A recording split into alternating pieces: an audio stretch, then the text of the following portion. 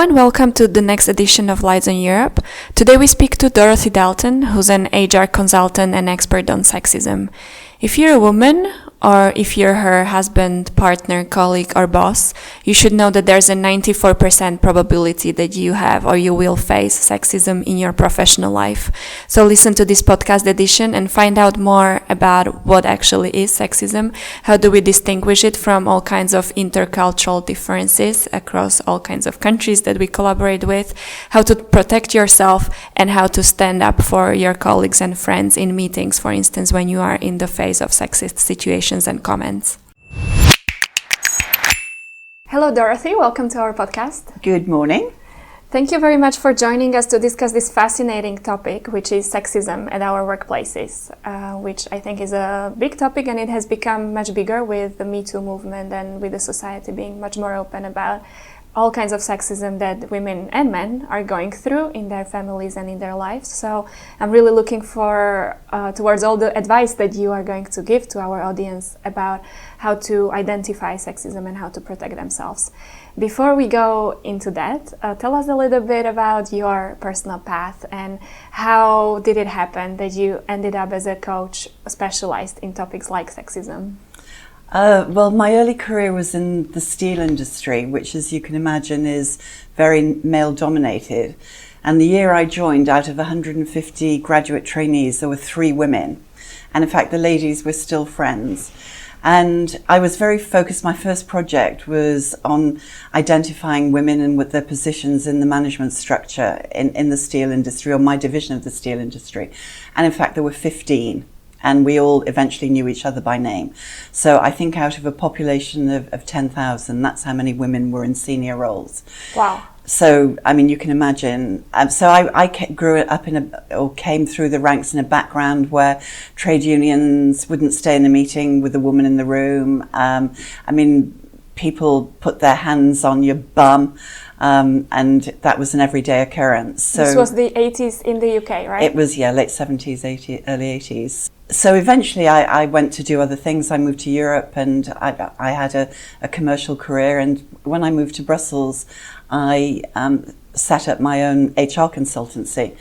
And I was astonished and disappointed to find out that when my daughter graduated from law school and entered the legal profession, that she was having exactly the same problems as I had over 20 years later. So it was then I decided to become much more active, refocus my efforts. And so now a branch of my business is specifically focusing on supporting organizations that want to achieve gender balance and diverse and inclusive workplaces, but also to help women advance in their careers and to reach their potential. So that's where we got to today. And just over time, I've written blogs and articles, and I've been a speaker, so I become very much associated with this area. And I'm currently working on a handbook for the European Institute of Gender Equality, so EGA. Which is one of the agencies of the European Commission. Yeah, exactly. And we're putting a handbook together on how to combat sexism in the workplace. So so that's this my story. Really sounds great, because obviously much of the women empowerment space is focusing on women finding their voice and being fully self-expressed in their careers. But there's very little talk about the bigger iceberg that's below all of this, which can also include sexism and all kinds of barriers that the women have to go through before actually they rise in the ranks and really manage to use their talents for whatever they would like to use them in their professional life. And so I find it really interesting that an institute like IGA and many other organizations finally start putting a bit more structure into the conversation about sexism, for instance. And so let's look into the definitions first. What is it really? Because also the two of us, when we met for the first time, this is the first question that I asked you, simply because us who are working in a much more diverse intercultural space, we would often question the normality of certain behaviors, and sometimes it's difficult for a woman and a man, obviously, to judge themselves to which degree they're supposed to trust their gut feeling and know that certain behaviors that they are seeing are not normal, and where is the borderline between some behaviors being more normal in certain cultures, and where does it become sexism? So how do you explain what it actually is? Well, I think one of the problems about sexism in the workplace is it's one of those epidemics that's hidden in plain sight. And I think that we're all so used to dealing with it, seeing it, that very often we don't even notice it. It's in the books we read, it's in the adverts we see, it's the magazines we read, we see it on social media. So it's not just the hand on the bum? It's not just a hand on the bum. I mean, that's a very crude part of it. But there are lots of subliminal messages that we get. And over time, we've built up, particularly women of my generation who grew up with that very crude behaviour. We have quite a high level of tolerance of unacceptable behaviour. Whereas I think women of your generation, you're much more reluctant to accept that. And the reason is that we were raised differently. I mean, basically, we were raised to that this was our place and we had to accept it. I would agree with what you're saying when it comes to the physical behaviors and physical spaces and maybe our roles in partnerships and in the families. I'm not so sure whether it's so different when it comes to our language. I think we are also raised to tolerate a lot more simply because the public communication space has become so much more brutal with social media out there and with the online harassment coming in, that a typical girl and a teenage woman learn to accept a lot of brutality and simply insensitive language as they're growing up. So I think it takes a lot of education and role models for women and men, let's not forget men also in this conversation, to keep this sensitivity and to be able to address where the normality or where the borderline is, especially also when we're talking in foreign languages and where we're not in our natural space. I think that's true. And I think it's there's a local organisation called Jump which did research in Belgium and France, and 94% of women experience sexism and harassment in the workforce. 94%. And 75% of cases are not reported. And one of the reasons that women don't report these, we had a conversation last time we met, they are afraid of reprisals, they're afraid of being shamed, and they're afraid of some sort of repercussion on their career. So I think there are a number of ways of going about it, and I think the Me Too movement really opened up a Pandora's box and the conversation. It's about identifying sexism, because most people say, he was just joking, or, he's from whatever country it's from, where they do that. They also are very tolerant because perhaps he's married or has daughters or he's a nice man or whatever it is. But I think we've all started to question these types of behaviours. I think the difficulty is that most of us struggle to call it out when we see it and we don't feel uncomfortable. And so let's come back to the scale of it. When you say 94% of women, oh my God, it's everybody, right? And It is everybody. I do have difficulty finding a woman in my circles who wouldn't have experienced sexism, but obviously it also depends on what you label that. And so I can already hear many men asking us, how do we dare to, let's say, label something sexist which it's not, or being more hysterical about certain behaviors, and how insecure they could be when they no longer know in the post-Me Too world where they can make certain comments or not. So can you give us a couple of examples where maybe something could be called as unacceptable, which it still is? Because I have the feeling that many women would simply not know what they can label as sexism. So what would be the typical, let's say, 5 to 7 categories you would give them? I think the first thing to emphasise is that I don't think men get out of bed in the morning thinking, I'm going to make that woman's life miserable and make sexist comments. I don't think that happens. I think a lot of the sexism we encounter, particularly in the workplace, is unintentional. I think that's the first thing. And not all sexism is hostile. That's also really important. And we see it we call that benevolent sexism. And it's based on, if you like, an unequal distribution of power, where men are seen as protectors and women are seen as in need of protection and dependent on men. And very often we see this in the workplace where, we won't give a woman that job because, you know, it's a bit uncomfortable, or it's late at night, or she's got kids, or maybe because she's pregnant, she won't want to travel, or she's a mum, she won't want that promotion. So that's gender-based biases in the decisions that the businesses are taking. Yeah, and that's a sort of a benevolent sexism, because in theory they're looking after women, and we don't notice it. And what is happening now, and this is going on in the European communities and lots of other organisations, is that setting up what we call nudges and interrupters to make sure that our decisions are free of bias and we are making rational decisions based on competence and skills and information and data, not about how we feel about that particular woman. So that's the benevolent sexism piece. Then you've got another series, which would be written, verbal and visual. So verbal is making jokes, and he didn't mean anything about it. It was just a bit of fun. Well, it's only fun for the person who receives it. So that's really important. It can be visual, where men are staring at or ogling or making a woman feel uncomfortable. And it can be written, where you're sending, I don't know, inappropriate text messages, or WhatsApp is very common at the moment. You might send inappropriate photographs, or all of that range of things. And another delicate area is the compliment area. Yes. Really sensitive. One of the things, there's a great thing called Flip It to Test It from a colleague of mine called Kristin Pressner. I don't know if she's the HR director for Roche.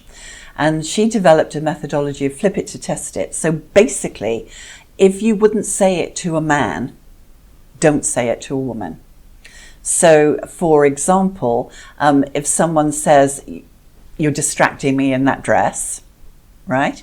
Which all of us have heard in our meetings. Okay, so many women have heard that. If you would not say, "Your tie is really distracting, and you're so beautiful, you're distracting," do not say it to a woman. And I know that certain women, particularly older women, think, "Oh, it's nice to have a compliment," but that should be kept within your personal relationships. So I think when in doubt, don't. And so this is one of the very valuable tips. Let's go deeper into how can women protect themselves when they're in a sexist situation.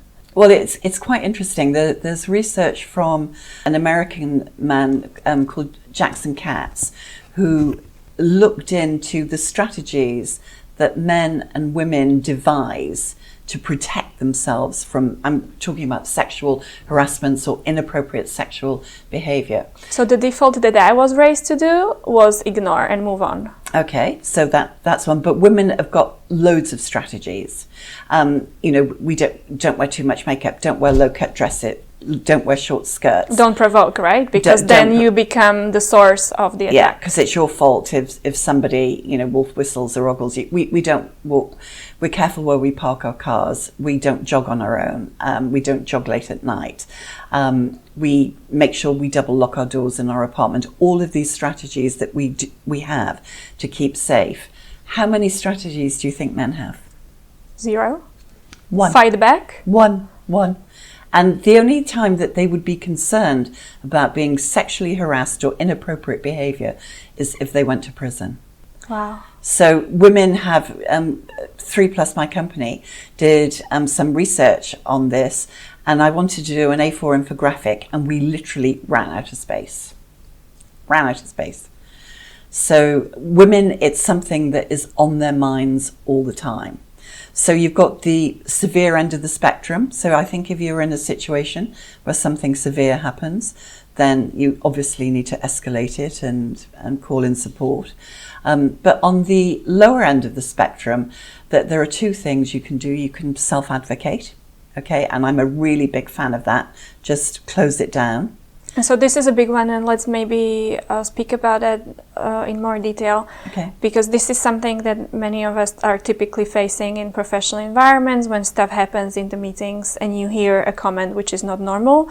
And so obviously you have a whole plethora of options, whether you ignore and move on or you fight back, and how do you find the right language of fighting back and commenting so that it's not repeated again, and so that you establish your position in the negotiating team, let's say, so that it's not impacting on your position in the the conversation in the professional environment. And so let's look at an example of a comment that can happen in a professional meeting and how a woman can really comment on it professionally but effectively. The first thing I want to do is reframe your language. It's not a fight, okay? So it's not fighting back. It's not a fight. Yes. I mean, what you're doing is you're making a boundary clear. I mean, and I think the first thing to understand is that you cannot change that person's truth.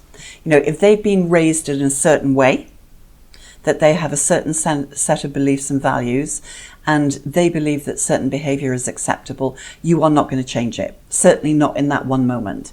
So what you're focusing on is drawing your own line in the sand. So I had a really interesting question last week when I was running a workshop, and one of the women there said that she was also always being referred to as the girl from comms. Okay, well, she's a woman. I mean, I don't know how old she was, but I would say probably in late 20s, early 30s, something like that. So clearly not a girl. And she wanted advice how to shut that down.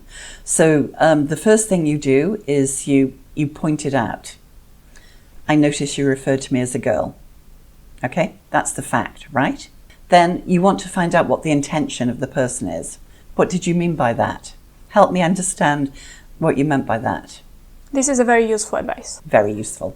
This is really, really great. So help me understand. Because you're not going into attacking them in No, what they're saying, but calling them out on why would you say it. Yeah. So help me understand why you said that. And they might come up with some reason. Oh, well, we thought it's funny. Oh, they probably didn't even think it's funny. They just thought maybe they were being complimentary, or it doesn't matter what their reasoning is. And then you go forward, okay, I prefer that you don't do that. You know, I'm a woman and I prefer that you don't do that. So let's agree that that's the end of it. And normally for the average person, that is all you need to do. I mean, it does happen that somebody is a bit tricky. And then you were talking about sexism and harassment. So sexism is harassment can be a pattern of quite low-level behaviours. But if they're repeated and they're persistent and they're targeted, then it becomes harassment. And then you flag it up. So point it out, check it out, work it out. So, you know, identify the fact, find out the intention, and find a way going forward. And that should draw a line under it. This is the self-advocacy. Then what do we have more? The second is as a bystander. Okay. Now there's research. Which people became much more aware when, who was it, Obama administration, going big on women protecting each other and standing up for each other when this situation arises. So that's called the shine or amplification. And when that happens, it means that you team up with other women and you support each other. So if you get interrupted in a meeting, then your friend will say, let Lucia finish her point. Or I want to just loop back to the point that Lucia made earlier. So it's about reinforcing your authority and maybe your idea and recognizing that you need to speak. And being on the team of the other women in the room. Exactly. So it's a bit of solidarity. But even if you... And by the way, men are more than welcome to play this function in the dynamics of any team as well. Exactly. And that's what I was going to say about being bystanders, is that research from Deloitte says that 75% of people in the workplace witness inappropriate behavior or something that damages the organization without intervening. So if everybody intervenes and says to their colleague, man or woman, it doesn't make any difference. If it's a man, I noticed that you just interrupted Lucia when she was presenting her idea. Can you let her continue? It's really important not to say, don't speak to Lucia like that because it's not fair, you'll upset her. Because you make Lucia a victim or a target twice. So it's always about the method or the scene or whatever it is making you as the bystander feel uncomfortable. And so you say that in most of the organizations this doesn't happen. My hypothesis would be, or at least coming from the organizational spaces that I've experienced, this is probably because there isn't simply any awareness raising done around this, and you are not empowered to know how to do this in the right way. And also, I've never really seen role models around me, anybody doing this in the meetings. Do you agree that these are the main reasons, or why do we continue observing these kind of behaviors around us without doing anything about it, if collectively we agree that this is not normal? I think it's generally because businesses, organizations are generally male-coded, so we value characteristics that are attributed to successful men. So they're outward-going, they're assertive, they're dynamic, they're go-getting, they're risk-taking, they're all of these things, and women are expected to be supportive, collaborative, nice, calm, all of these things. So basically we're asking for a change in that.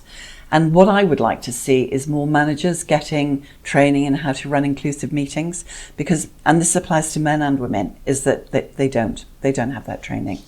So it's about making sure that all the voices are heard.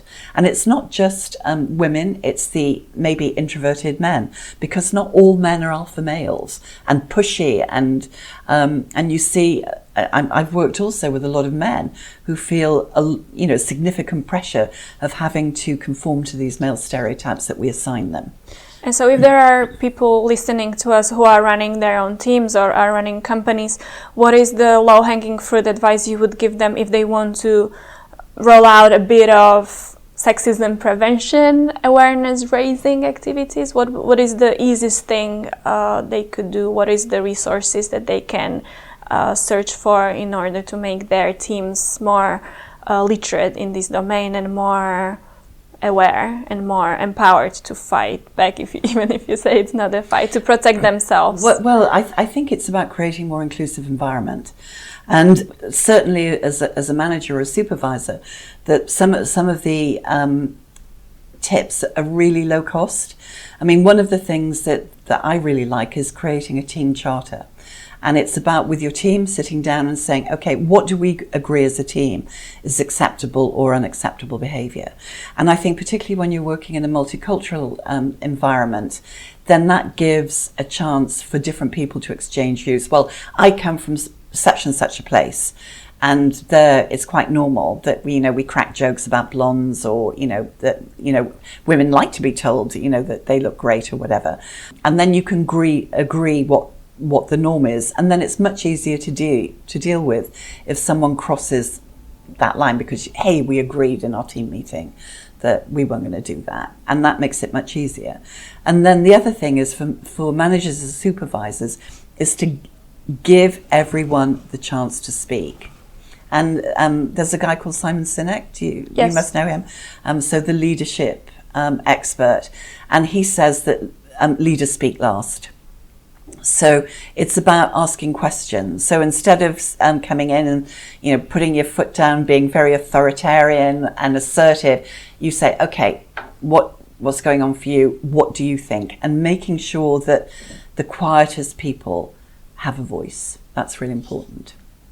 So after so many years of working in this domain, do you see any progress happening? Because numbers would tell us that there's really an epidemic of sexism exploding, but I guess it's also thanks to the awareness raising and empowerment of the victims of it who dare to speak up and report it. So I guess it's difficult to say if there's more or less of it happening, but can you at least give us a bit of hope of more education being out there? And can we hope for, let's say, in 10 years that women are not going to be dealing with this to an extent to which they are now?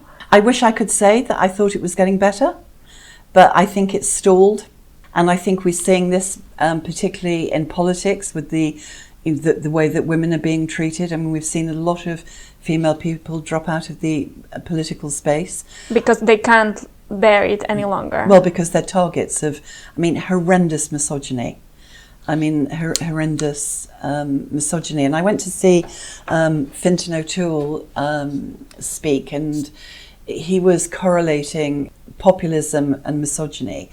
And with the rise of these quite extreme views, we're also seeing a backlash in terms of sexism and harassment. But what it needs is really strong leadership commitment to invest in training, to invest in resources, to commit to systemic change. I think particularly now that we have a woman commissioner, that I'm hoping... The president of the European Commission, yes. Yeah, that I'm hoping that we will start to see some changes. And concrete action being implemented. And concrete action with strong doing away role with models. these kind of behaviours. Well, you're never going to do away with it. And that's another thing we've got to pay attention to. What you're going to do is learn to manage it. Yes. You will never eradicate it. So people who talk about eradicating unconscious bias, that's not correct. What you do is create awareness around it and systems and behaviours to manage it. So I hope this was useful to everybody who's listening, so that next time they are empowered if they're in this situation, and hopefully there will be less and less of them.